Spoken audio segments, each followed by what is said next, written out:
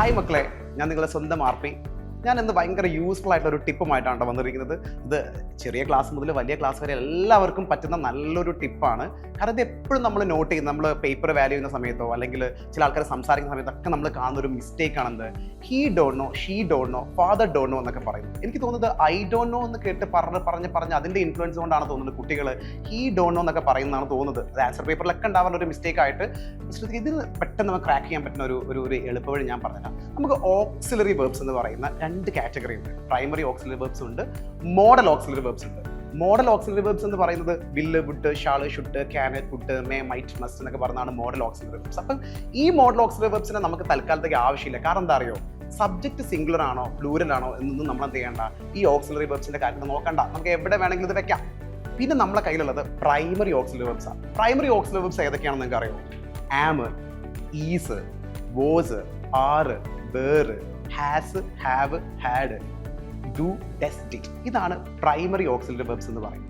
ഈ primary auxiliary verbs കൃത്യമായിട്ട് നമ്മൾ സബ്ജക്ട് സിംഗുലർ ആണോ പ്ലൂരൽ ആണോ എന്ന് നോക്കിയിട്ടാണ് നമ്മൾ എന്ത് ചെയ്യേണ്ടത്, വെച്ച് കൊടുക്കുന്നത്. അപ്പോൾ ഇവിടെ ശ്രദ്ധിച്ചോ, ഇതിനകത്തുള്ള ആമിനെ നമുക്ക് വേണ്ട. കാരണം എന്താണ്, ആം ഐൻ്റെ കൂടെ മാത്രമേ വരുള്ളൂ, നമുക്ക് എല്ലാവർക്കും അറിയാം. അതേപോലെ തന്നെ ഡു ഡസിന്റെ പാസ്റ്റ് ആണ് ഡിഡ് എന്ന് പറയുന്നത്. ഡിഡിനെയും നമുക്ക് വേണ്ട, കാരണം സബ്ജക്ട് സിംഗുലർ ആണെങ്കിലും പ്ലൂരൽ ആണെങ്കിലും നമുക്ക് ഡിഡ് വെക്കാം. അതുപോലെ തന്നെ ഹാസിന്റെയും ഹാവിന്റെയും പാസ്റ്റ് ആണ് ഹാഡ്. ഹാഡിനെയും നമുക്ക് വേണ്ട, കാരണം ഹാഡ് നമുക്ക് സബ്ജക്ട് സിംഗുലർ ആണെങ്കിലും പ്ലൂറൽ ആണ് വെക്കാം. ഇനി ബാക്കി ഏതൊക്കെ ഉണ്ടെന്ന് നോക്കിയേ. ഈസ് ഉണ്ട്, വോസ് ഉണ്ട്, ആർ ഉണ്ട്, വേർ ഉണ്ട്, അതുപോലെ തന്നെ ഹാസും ഹാവും ഉണ്ട്, അതുപോലെ തന്നെ ഡൂ, ഡെസ്സും ഉണ്ട്. ഇവരാണ് സബ്ജക്റ്റ് സിംഗുലർ ആണോ പ്ലൂരൽ ആണോ എന്ന് നോക്കേണ്ടത്. മനസ്സിലായോ? അപ്പോൾ ഇത് ഈസി ആയിട്ട് മനസ്സിലാക്കാൻ ഒരു വഴിയുണ്ട്. നമുക്കറിയാം, സബ്ജക്റ്റ് സിംഗുലർ ആണെങ്കിൽ എന്ത് ചെയ്യും, നമ്മൾ എവിടെയോ പഠിച്ചിട്ടുണ്ട്, എസ് ഫോം ഒക്കെ ഉണ്ടെന്ന് നമ്മൾ പറഞ്ഞിട്ടുണ്ട്. ലെസൺ ഇത്രയേ ഉള്ളൂ. സിംഗുലർ എന്ന് പറഞ്ഞാൽ എന്താ, സിംഗിൾ. നിങ്ങൾ ആലോചിച്ചാൽ മതി, സിംഗുലർ, സിംഗിൾ, ഒന്ന് എന്നാണ് അർത്ഥം വരുന്നത്. അപ്പൊ ആ സിംഗുലർ, സിംഗിൾ, സൗണ്ട് നോക്കിയാൽ മതി. ഈ ബാക്കിയുള്ള ഈ ഓക്സിലറി വെർബ്സിൽ ഏതിലൊക്കെയാണ് ആ സൗണ്ട് വരുന്നത് നോക്കിയേ. ഇതൊരു നിയമം എന്നല്ല കേട്ടോ, ഇതൊരു ടിപ്പാണ് ഇംഗ്ലീഷിലെ. ഈ സൗണ്ട് ഏതിലൊക്കെ വരുന്ന നോക്കൂ. ഈസിൽ സി ഇല്ലേ, അതേപോലെ തന്നെ ബോസിൽ ഒരു സി ഇല്ലേ, അതിന്റെ അവസാനത്തിൽ സി എന്ന് പറയുന്നില്ലേ, അതേപോലെ തന്നെ ഹാസിലില്ലേ, ഡെസിലില്ലേ. അപ്പൊ ഇതിനൊക്കെ എൻഡ് ചെയ്യുന്നത് സ് എന്ന് പറഞ്ഞ സൗണ്ടിലാണെന്ത്, അത് നമുക്ക് സിംഗുലറുമായിട്ട് കണക്ട് ചെയ്തുകൂടെ. അപ്പൊ ഇതൊക്കെയാണ് സിംഗുലർ ഓക്സിലറി വെർബ്സ് എന്ന് പറഞ്ഞത്. In the sense of singular സബ്ജക്ട്സിന്റെ കൂടെ വെക്കേണ്ട സിംഗുലർ ഓക്സിലറി വെർബ്സ് എന്ന് പറയുന്നത് ഈസ് ആണ്, ബോസ് ആണ്, ഡെസ് ആണ്, ഹാസ് ആണ്. ഇതിന്റെ കൂടെ ഒക്കെ സിംഗുലറിന്റെ സ് ഉണ്ടെന്ന് മനസ്സിലാക്കിയാൽ മതി നിങ്ങൾ. ഇത് വളരെ എളുപ്പത്തിൽ നമുക്ക് റിലേറ്റ് ചെയ്യാൻ പറ്റും. ബാക്കിയുള്ളതൊക്കെ എവിടെയാ വരിക, ഒക്കെ പ്ലൂറൽ സബ്ജക്ട്സിന്റെ കൂടെയാണ് വരിക. ബാക്കിയുള്ളത് എന്ന് പറയുന്നത് ഏതൊക്കെയാണ്, നമ്മുടെ ഈ ആറ്, വേറ്, അതുപോലെ തന്നെ ഹാവ്, ഡു, ഇതൊക്കെ വരുന്നത് എവിടെയാണ്, പ്ലൂറൽ സബ്ജക്ട്സിന്റെ കൂടെയാണ്. ഏതാണ് പ്ലൂറൽ സബ്ജക്ട്സ്?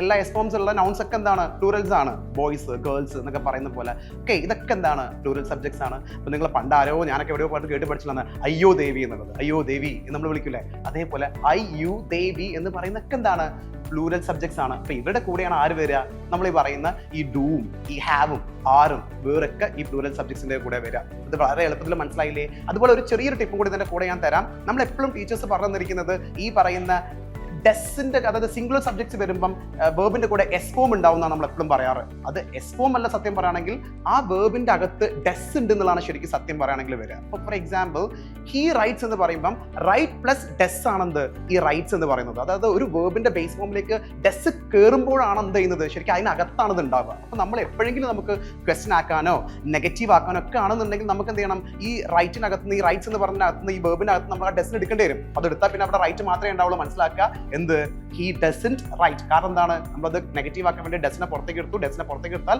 റൈറ്റ് മാത്രമേ അവിടെ ഉണ്ടാവുള്ളൂ. അപ്പൊ എപ്പോഴും നോക്കുക, ഡു, ഡസ്, ഡിഡ് എന്ന് പറയുന്നത് വേർബിനകത്താണ് ഉണ്ടാവുക. ബാക്കി എല്ലാ ഓക്സിലറി വേർബ്സിനെയും നിങ്ങൾക്ക് സബ്ജക്റ്റിന്റെയും വേർബിന്റെയും ഇടയിൽ മിഡിലായിട്ട് നിന്ന് കാണാൻ പറ്റും. പക്ഷെ ഡു ഡെസിനെ കാണാൻ പറ്റില്ല. കാരണം ഡു, ഡസ്, ഡിഡ് എന്ന് പറയുന്നത് വേർബിന്റെ അകത്താണ് ഉണ്ടാവുക. അപ്പൊ നിങ്ങൾ അതേ നിയമം തന്നെയാണ് നിങ്ങൾ എവിടെ അപ്ലൈ ചെയ്യേണ്ടത്, ഡിഡിന്റെ കാര്യത്തിലും. വെന്റ് എന്ന് പറയുന്നത് എന്താണ്, ഗോ പ്ലസ് ഡിഡ് ആണ് വെന്റ് എന്ന് പറയുന്നത്. വെന്റിന്റെ അകത്ത് നമ്മൾ പിന്നെ ഡിഡിന് എടുത്താൽ പിന്നെ അവിടെ എന്ത് മാത്രമേ ഉണ്ടാവുള്ളൂ, ഗോ മാത്രമേ ഉണ്ടാവുള്ളൂ. അപ്പൊ ഈ ഒരു നിയമം എപ്പോഴും കീപ്പ് ഇൻ മൈൻഡ്. അപ്പൊ ഡസ് എന്ന് പറയുന്നത് ഇനി നിങ്ങൾക്ക് കൺഫ്യൂഷൻ വരില്ല. He doesn't know, she doesn't know, father doesn't know എന്ന് മാത്രമേ പറയുള്ളൂ. അപ്പം ഫാദർ, ഷീ, ഹി എന്നൊക്കെ പറയുമ്പം ഇനി ഡോണ്ട് എന്നുള്ള വാക്ക് ഉപയോഗിക്കാൻ പറഞ്ഞാൽ, പ്രത്യേകിച്ച് നോ കൂടി ചേരുമ്പോഴാണ് ഇതിങ്ങനെ മിസ്റ്റേക്സ് വരുന്നത്. അപ്പം നിങ്ങൾ ഇത് കൃത്യമായിട്ട് കൺഫ്യൂഷൻ വരുന്ന സമയത്ത് ഞാൻ ഈ പറഞ്ഞ ടിപ്പ് ഒന്ന് ആലോചിച്ചാൽ മതി. He doesn't know, she doesn't know, father doesn't know. It's very clear. അപ്പൊ കൂടെ പിടിക്കോ, ഞാൻ നിങ്ങളെ സ്വന്തം